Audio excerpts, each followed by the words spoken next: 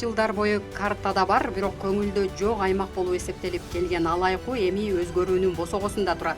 Өлкөнүн эң алыскы аймагы саналган Өрөнгө асфальт жеткени жатат. Карагулжа Алайкуу багытындагы 54,5 чакырым жолдун толук жаңыланышы жөн гана курулуш эмес, бул мамлекеттик саясаттагы багыттын өзгөргөнүнүн белгиси. Алайкуу табияты керемет, бирок жетүү кыйын аймак эле. 100 чакырымга жакын жолду эл жайында 4,5 саатта, ал эми кышкысын 10 сааттап араң басып өтчү. Айдоочулар тапкан акчасынын көбүн унаа оңдоого коротуп, тургундар район борборуна жетүүнү өзүнчө сыноо катары кабыл алып келишкен. Запчастар да аябай кымбаттап кетти эле. Бир деталь алмаштырыш үчүн бир кыйла акчабыз кетет эле.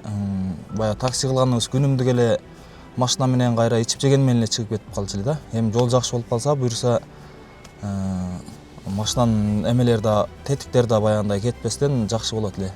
Бизге абдан сонун мүмкүнчүлүк болуп атат. Бул жолго олуттуу көңүл бурулбай, аймак шарты катаал абалда калып кеткен. Акыркы жылдарда жол куруу мамлекеттик саясаттын өзөгүнө айланды. Президент Садыр Жапаров кызматка келгенден бери өлкө боюнча жол тармагында рекордтук көрсөткүчтөр жаралды. Мурда унаа жүрбөгөн аймактарга да жол салынып жатат. Буга мисал катары алыскы Зардалын айтсак болот. Өткөн жылы өзгөн Карагулжа жолу толук бүткөрлүк пайдаланууга берилди. Мамлекет башчысы өзү барып, аткарылган иштер менен таанышып келген. Бул аймактык инфраструктурага түз көзөмөл бар экенин көрсөттү. Алайкуу багытында да иш этап менен жүрдү. 2024 жылы 20 чакырым жол асфальтталган. Бул башталышы гана болчу. Быйыл негизги этап 54,5 чакырым толук жаңыланууда. Анын 24,5 чакырымы мамлекеттик бюджеттен, калган 30 чакырымы демөөрчү Алмамбет Насыралы уулу тарабынан каржыланууда. Бул долбоор 3 долбоордон турат. Биринчи долбоор бул 4,5 километр. Бул Карагулжанын центринен өткөндөн кийинки существующий асфальты жараксыз болуп калдыгына байланыштуу бүгүнкү күндө жаңы басуу биринчи долбоор. Экинчи долбоор бул мамлекет тарабынан салына турган 20 километр жол. Үчүнчү долбоор бул 30 километр демөөрчү тарабынан салына турган жол. Бул 30 километр Ылай талаадан башталат. Ылай талаа айылынан башталып, ушул бүтүшү бул Терек айылына чейин болот. Бүгүнкү күндө жол курулушу активдүү башталып, техникалар жеринде иштеп жатат. Бул да болсо жолду сапаттуу жана тез убакытта бүтүрүү үчүн көрүлгөн аракет. Алайкууга баруучу жол жөн гана асфальт төшөлбөстөн кеңейтилип, кар көчкү кооптулугу бар аймактарга тосмолор орнотулат. Быйылкыга каралган иштерди бүтүрөбүз. Андан сырткары дагы кар көчкү түшкөн участоктор көп. Бул участокторду кардан сактоочу галерея деп коет. Азыр тапшырма бердик.